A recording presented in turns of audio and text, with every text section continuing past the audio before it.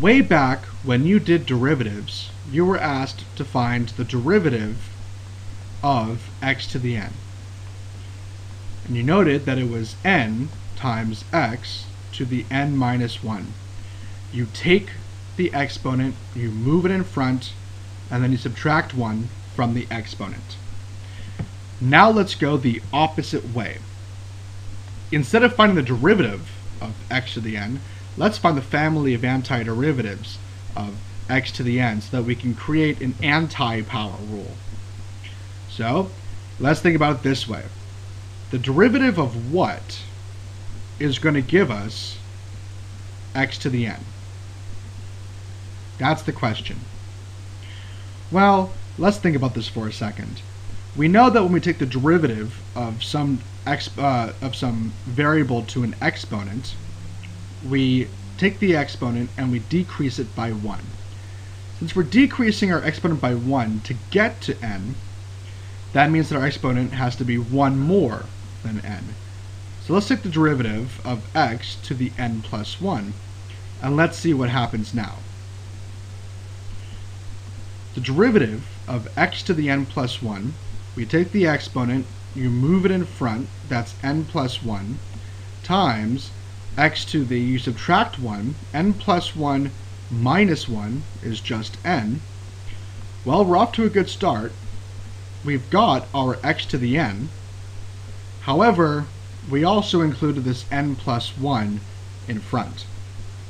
Not to fear, if you want to get rid of that constant in front, you could just divide by it. Check out what I mean.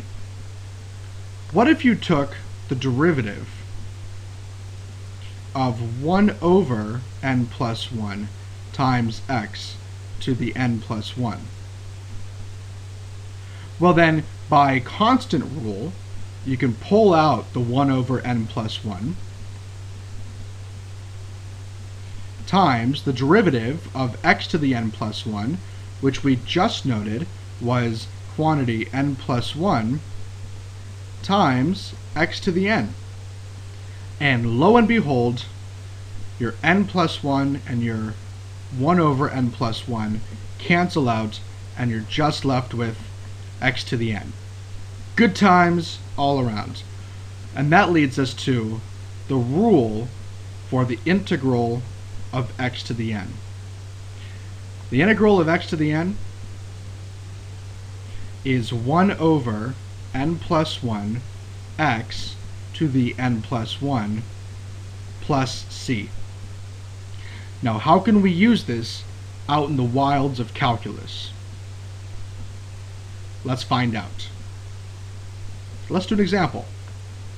Let's take the integral of 3x to the 5th dx. Using anti-constant rule, we can pull out this 3. So this is equal to 3 times the antiderivative of x to the 5th dx. Now using anti-power rule, we can take the derivative, or the integral, of x to the 5th. This is 3 quantity. The antiderivative of x to the 5th, well, we take our exponent and we add 1 to it. That gives us 6. And we do 1 over 6 times x to the 6th. Are we done?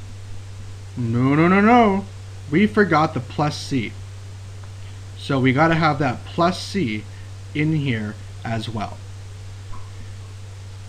To finish up, 3 times 1 over 6 is 1/2 x to the 6th, plus 3 times c is still just some constant c.